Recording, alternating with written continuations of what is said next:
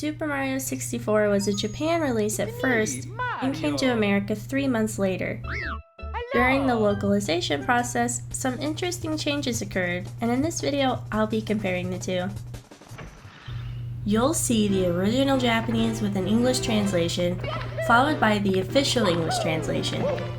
So let's get right into it with the course names. Omuhei no Senjou, Bob-omb Battlefield, Batan King no Toride, Thwomp's Fortress, Kaizoku no Irie, Jolly Roger Bay, Samui Samui Mountain, Cool Cool Mountain, Teresa no Horror House, Big Boo's Haunt,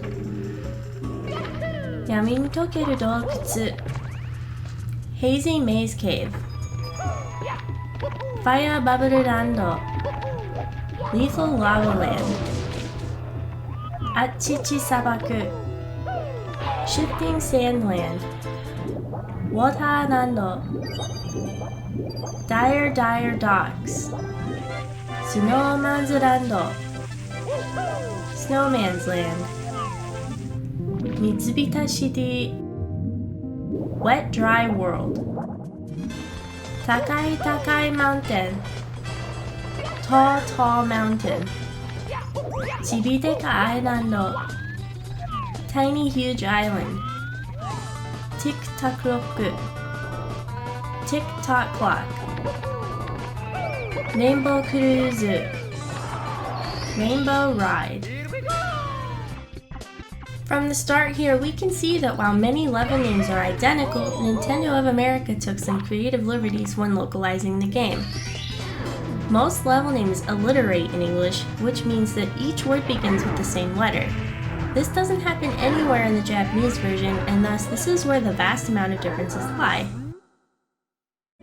For example, Dire Dire Docks is in Japanese Waterland, and Lethal Lava Land is simply Fire Bubble Land. Jolly Roger Bay seems to be pulled out of nowhere, as the Japanese is simply Pirate Cove. Many mission names are also slightly different. And since there are so many mission names, rather than looking at each mission individually, we're going to look at them one stage at a time. So let's start off with Bob-omb Battlefield. Most of the mission names in this stage are fairly identical, but the one that stands out to me the most is the last one. Apparently, the gate that we see is meant to be a doghouse, but one has to ask, how would the poor chain chomp even fit inside it? Who designed this thing? Also, while we're here, I wanted to show you that the sound for chain chomp in Japanese is different, to say the least. Also, the only other change worth mentioning is Koopa the Quick has a specific name in English, whereas in Japanese, he's simply referred to as a Koopa like any of the others. Number 2, Thwomp's Fortress. In this stage, mission names such as the third and the sixth one are a bit more direct clues than the English names. For both missions, the game quite literally tells you, "Hey idiot, use the cannon." This saved me a lot of time as a kid. The fifth mission has probably the most comedic title out of all the missions in the game. My initial translation was "Stone into the Birdcage," which confused me at first until I learned that stone in Japanese is a sports term for the curl stone, as in the sport. So the implication is that you are literally curling Mario into the birdcage. Certainly paints a picture. Number 3, Jolly Roger Bay. Nothing spectacularly different in this stage, though the Japanese suggest that unagi is a moray rather than just an eel, and is, as before, more direct when it comes to the last star. But other than that, this stage is pretty much the same. So, let's move on to number 4, Cool Cool Mountain. I almost expected Star 1 to be something like Into the Cabin, but it actually ended up not being very different at all. Star 2 is identical, as is the fourth one. The Big Penguin race seems slightly more high stakes. The snowman's head star is probably the most literal out of all of them. And, again, the Japanese version gives a much better hint on how to find the last star. I mean, seriously, what kind of hint is wall kicks will work? Do you know how long I spent looking for that Number 5. Big Boo's Haunt. Unexpectedly, the only star that was different was the 8 red coin star. As in previous stages, these stars have identical titles. One has to ask, though, is Nintendo going to be okay? Is this a secret cry for help? I'm a bit worried. Number 6. Hazy Maze Cave. Dory gets a name drop in the Japanese version, where her name is revealed to be Doshi. Doshi, short for Doshi Doshi and Yoshi, could potentially mean Plump Yoshi, which leaves me wondering if Dory and Yoshi are related in some way. Watch for Rolling Rocks also has a much better hint. Nintendo of America could learn a thing or two from Nintendo of Japan. Number 7. Lethal Lava Land. In this stage, the Japanese titles are much more to the point and aren't as colorful as the English names. Nothing too silly or out of the ordinary, however. Number 8. Shifting Sandland. The first star gives a name to the big bird, Django. In English, his name is Klepto, which comes from the word kleptomaniac. This word refers to someone who cannot help but steal things. Django may be a reference to the 1966 movie Django, where the eponymous character steals a large quantity of gold from a Mexican army fort, or don't want to tell me. Just as the big bird can steal your hat. The fourth star is clumsily written like a Dear John letter, so I totally understand why it got changed in English to stand tall on the 4 pillars.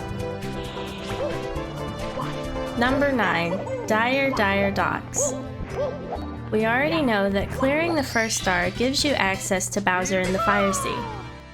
But, apparently, the implication is that Bowser flees away from Fire Sea once you defeat him, as the Japanese title for the third star is 8 Coins of the Bowser Who Fled.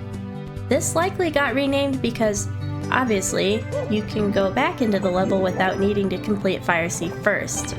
The last star, Collect the Caps, uses a grammatical construction in Japanese that sort of implies, collect all of the caps and something might happen? It's not a command like in English, just more of a gentle suggestion. It's as though the game wants to say, we're really sorry for calling you an idiot earlier, but may we offer a hint? Number 10. Snowman's Land. Some of these titles are weird. The first star suggests that you're actually standing on the snowman's forehead. The third star is trying to sound sophisticated by using French vocabulary, perhaps implying it's some kind of ice art. But what's most interesting to me is the last star, which reveals that the inside of the igloo is actually the Spindrift's home. Also, the name for Spindrift in Japanese is Hua Hua, which literally means floaty, and I think it's just so cute. Number 11. Wet Dry World. Since the Japanese name for this level is Flooded City, I'm not surprised that the second star is originally Top of the City. For some reason, this is written as English rendered in Japanese. The first star describes the little lifts up here as mini lifts rather than arrow lifts, a change that seems kind of arbitrary. And speaking of arbitrary changes, the fourth star also randomly becomes Express Elevator compared to the original Chain Link Elevator. The other stars remain the same, however. Number 12. Tall, Tall Mountain. A lot of stars here are totally different. The second star reveals that the monkey's name is Ukki, in English referred to as Ukiki, which is the onomatopoeia for the sound that a monkey makes. Also warns you that this monkey is up to no good well in advance. Mischievous little shit. The slide star is made much more obvious with the name Mountainslider rather than Mysterious Mountainside.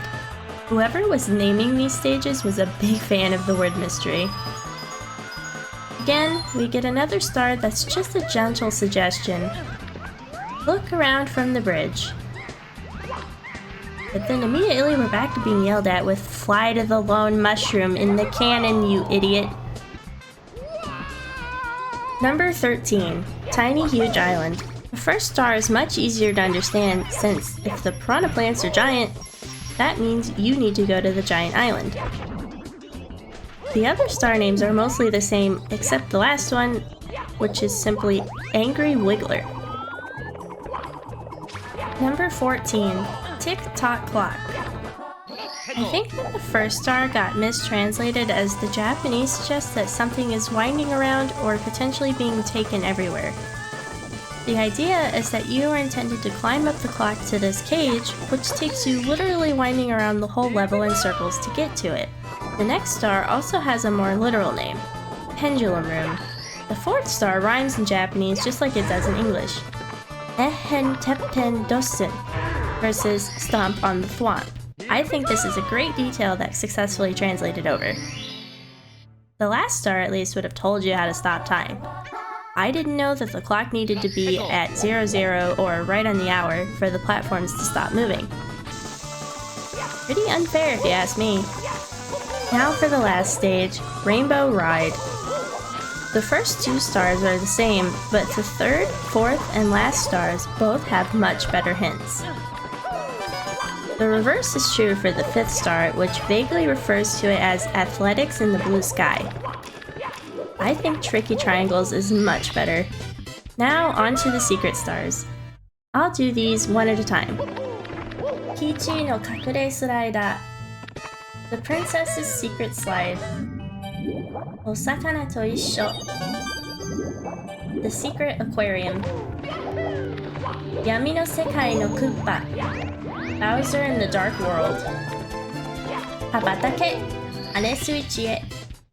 Tower of the Wingcap. Metaru Suichi no Taki. Behind the Waterfall. Ohori no Toumei Suichi. The Secret Under the Moat. Hono no Umi no Koopa. Bowser in the Fire Sea. Ichikakeru Hane Mario. Wing Mario over the rainbow. Tenku no Tatakai. Bowser in the sky. Lastly, I want to go over some of the characters' dialogues and miscellaneous other changes. To start with, hello, okie dokie, let's a go, so long you Bowser, and so on are all missing from the Japanese version. Peach does not narrate her dialogue in the Japanese version either, and the giant pink text at the bottom was also added. She also doesn't have any voice for the end of the game. Lakitu, in English, was given this weird reporter persona which, I guess, fits the character. Mips, referred to as Mippu or Usangi in Japanese, has a reference to Alice in Wonderland in English that is not in the Japanese version at all. Finally, Bowser remains basically unchanged in character. As mentioned before with the Chain Chomp, some other noises are slightly different too. Goombas, 8 red coins, and other miscellaneous sound effects are all weirdly different. The 8 red coins don't even increase in pitch. That wraps up this video. I spent several days researching this topic and hope I was able to present it in a way that's easy to understand. If you thought this video was informative or at least interesting, be sure to leave a like and a comment. If you want to see more content like this, in addition to the occasional shitposts and other things, hit the subscribe button.